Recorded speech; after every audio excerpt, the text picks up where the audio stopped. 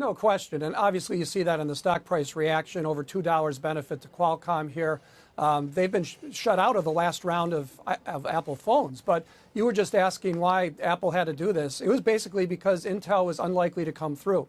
Intel was nibbling away at the modem share of Qualcomm and actually has all the modem share in the current phones that came out in September. It looked like they probably couldn't deliver a 5G chipset for next year. And already Apple's a bit behind. Some of their competitors will have 5G this year. I don't think it's a huge selling point, and Apple doesn't need to be first, but they need to be there, and they needed to be there next year. And the reason this was such a shock is there was an article in the Times on Sunday saying there's no way this is going to get done easily. Tim Cook's going to go to the mat, but I think Apple just was backed into a corner. Yeah, these guys did not like each other, I got to say. I mean, from all background reports was that the fight had become quite acrimonious and indeed personal.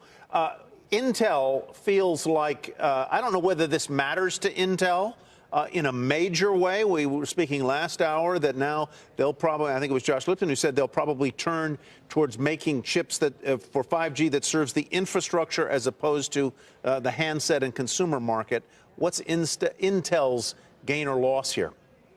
Well, I would guess that Intel's cutting their losses a bit here. It's not clear what the timing of this is, but everything happened together, so it's not a coincidence. So my guess is that Apple probably knew that Intel was going to throw it out, and it wasn't probably working for Apple anyway.